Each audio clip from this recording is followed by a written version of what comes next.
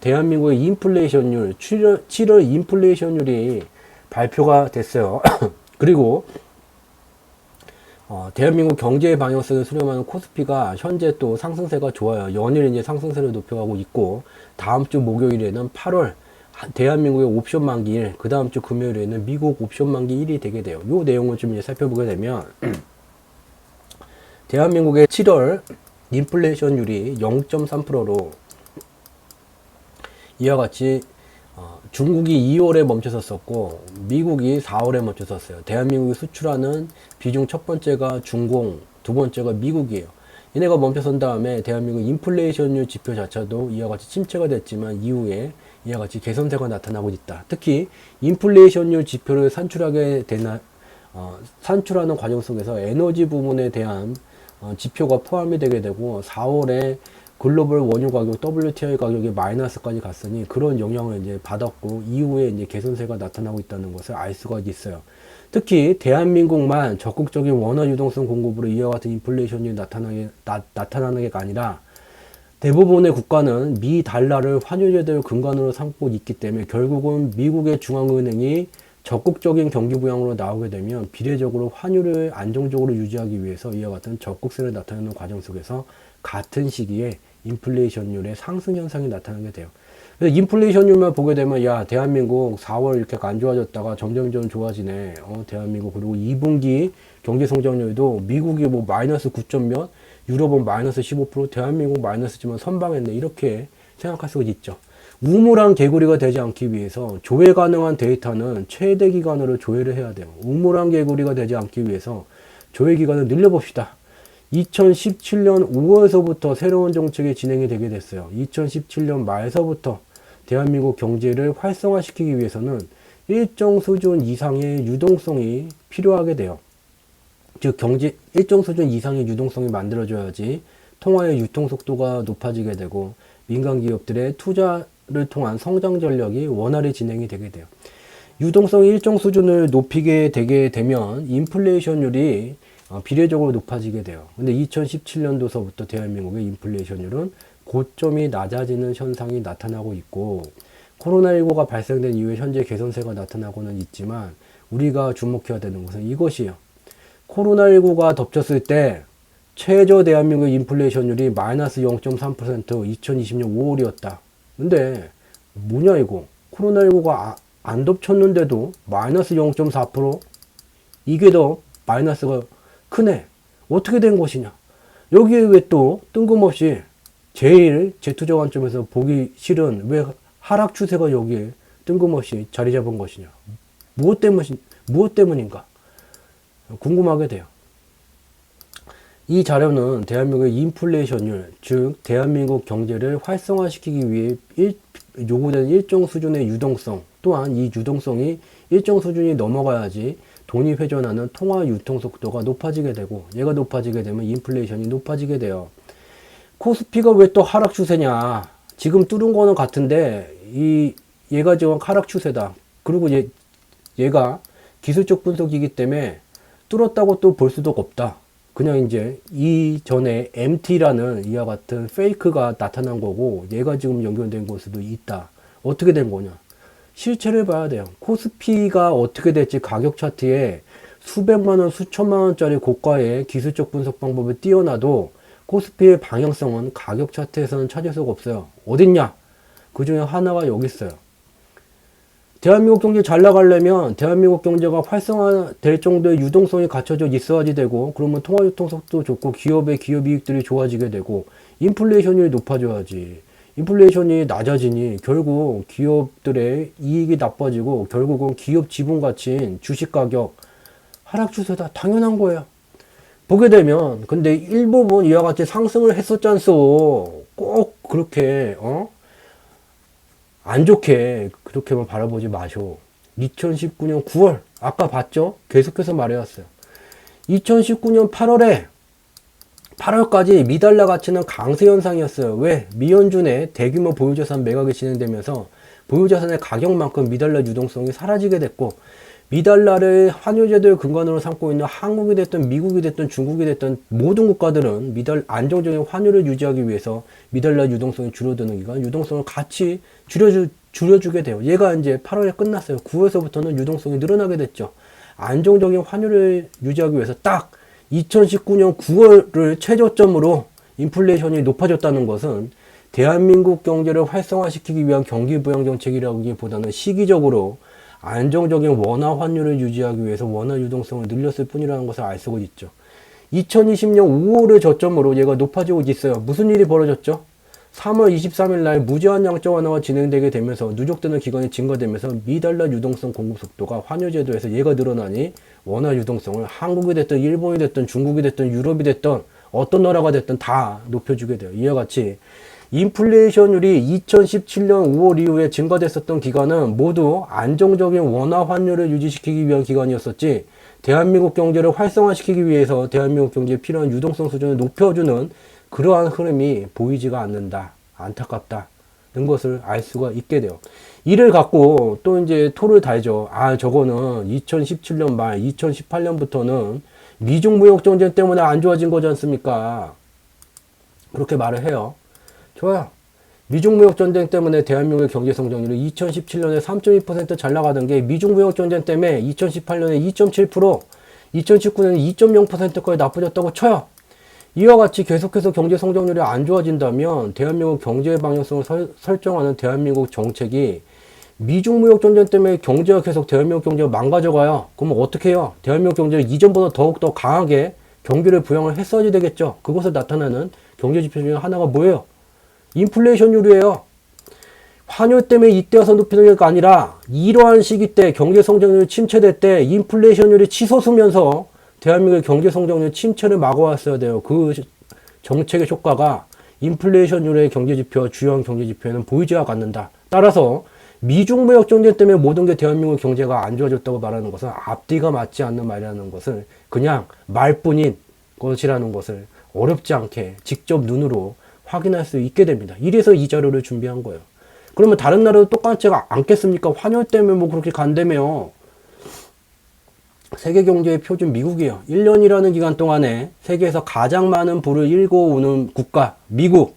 또한 미국이 다른 나라 대통령 앞에서 미국 트럼프가 막말을 던질 수 있는 것은 언제든지 막강한 군사력으로 그 나라를 공격할 수 있는 거가 아닌 바로 미연준이 달러를 늘리느냐 줄이느냐에 따라서 세계 각국의 통화 정책이 왔다 갔다 영향을 미치게 돼요. 이게 바로 미국의 강력한 힘이에요.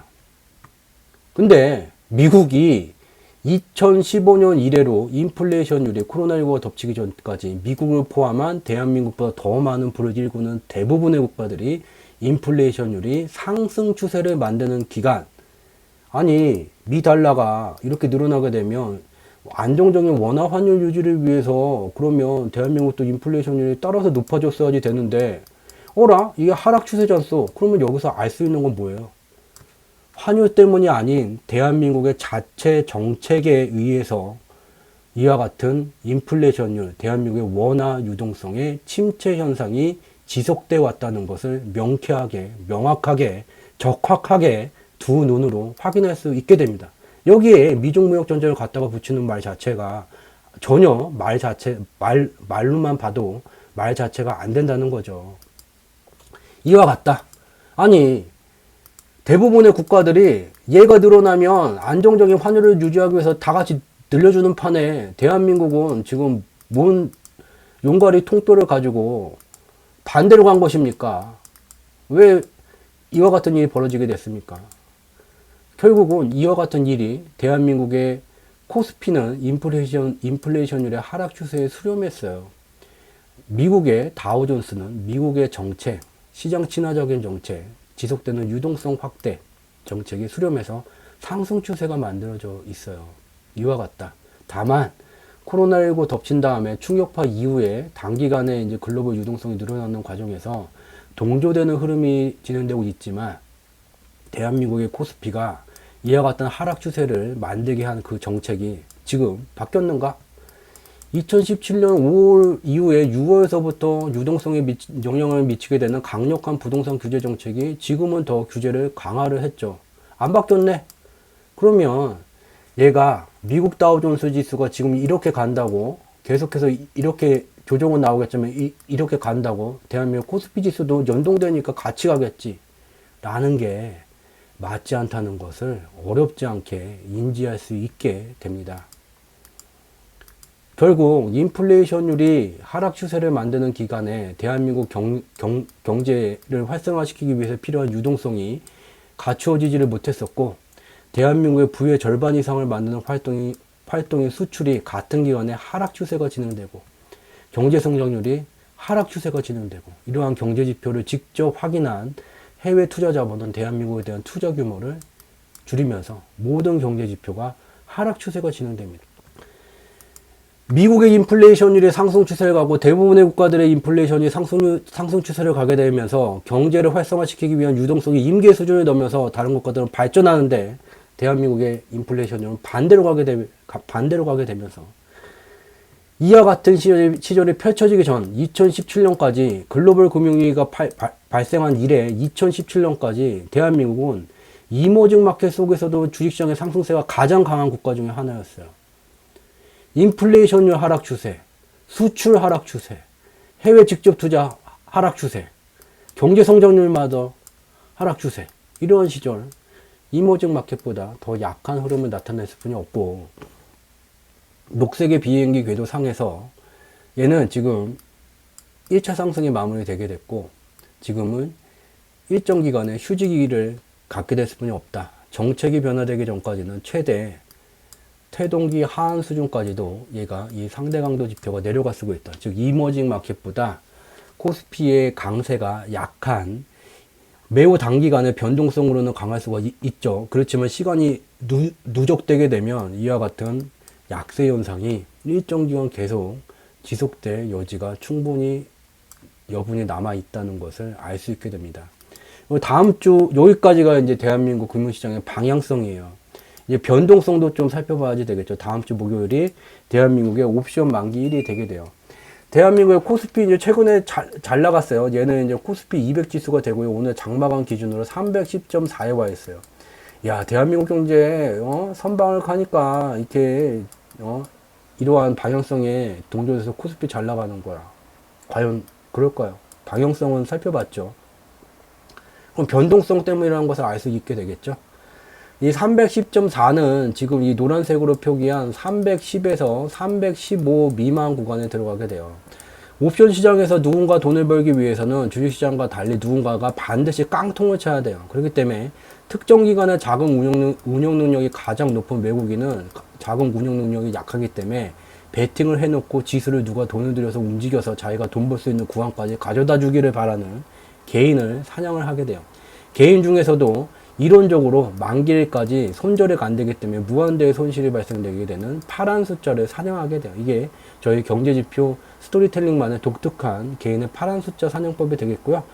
이에 동의할 수 없으신 분들은 그냥 기존의 방법대로 알아서 그냥 돈을 벌으시면 돼요. 그렇지만 저희 개인 파란 숫자 분석법은 그동안에 공개방송 내용에서 공유된 것을 결과를 확인하게 되면 무작정 그렇게 비판을 하게 되면 굉장히 민망하게 된다는 것을 알 수 있게 돼요. 본 내용으로 들어오게 되면 이게 난리 났다. 외국인한테 주도권이 넘어갔다. 즉 302.5에서 312.5 미만 양방향 콜, 풋, 옵션 모두 양방향의 개인의 파란 숫자가 그득 차 있다. 외국인은 돈 벌겠다고 베팅해 놨다. 그득 차 있다. 이와 같다. 그리고 더 문제는 여기서 이제 지금 현재 구간 쪽에서 밑으로도 더 302.5까지 빠질 수는 있지만 이와 같이 왔다 갔다 하게 되면서 결국은 외국인은 어디를 바라보게 되는가? 315에서 317.5 이 구간에 있는 개인의 더 많은 파란 숫자가 모여지길, 양떼가 이곳에 모이기를 바라면서 현재 구간쯤에서 흔들다가 마감으로 가게 되면서 315에서 317.5 미만 여기로 진입할 가능성이 매우 높다. 양떼머리의 타겟치는 여기고, 여기서 현재 여기서도 충분한 돈을 벌 수가 있다. 주도권이 완전히 외국인한테 있다. 물론 이제 다음 주 목요일로 대한민국의 옵션 만기일로 가게 되면서 저 포지션은 매우 많이 변할 수가 있어요. 그렇지만 현재 포지션 기준으로는 주도권이 외국인한테 완전히 넘어간 것이라는 것을 알 수 있다. 즉 지수가 최근에 밑에서부터 위로 오게 된 것은 여기 구간에서 왔다 갔다 하게 되면 더 위로, 지금 위에까지 와 있지만 밑에 이제 302.5까지 빠지더라도 여기서 놀게 되면 양방향에 있는 개인의 파란 숫자를 다 잡아먹는다. 그렇지만 바라보는 것은 이 위에 있다는 것을 알 수 있게 됩니다. 공개방송이 화요일, 목요일 밤에만 진행을 하게 돼요. 그래서 이제 월화, 수목 중에는 이와 같은 네이버에다가 이제 경제지표 스토리텔링이라고 검색어를 치시게 되면 블로그에 이와 같은 클릭을 하게 되면 저희가 운영하는 블로그 경제지표 스토리텔링 우리가 사는 세상 바로보기라는 블로그가 나오게 돼요. 그래서 매일 2개 정도씩 그날 이제 분석한 내용을 올려드리게 되고, 블로그에는 매우 단편적인 얘기만 좀 분석한 내용을 공유를 하게 되고요. 여기에 이제 연관 검색어에 보게 되면 주상지라고 여기 조회가 돼요. 조회수가 좀 이제 많아져갖고 연관 검색이 되고요. 여기에 이제 주상지를 클릭을 하게 되면 여기에 세 번째 거 얘를 이제 클릭을 하게 되면 저희가 운영하는 카페 주상지, 주가를 상승시키는 경제지표 카페가 연결이 되게 되고, 여기에 올리는 시황은 블로그에 공유된 것보다 좀 더 심층 분석, 인덱스 리뷰가 된 내용이 올라오게 돼요. 그래서 이와 같은 블로그 내용을 통해서, 블로그와 카페를 통해서 매일마다 그 분석된 내용을 참고를 하실 수 있는 자료를 제공드리고 있다는 점 참고로 말씀드리도록 하겠습니다.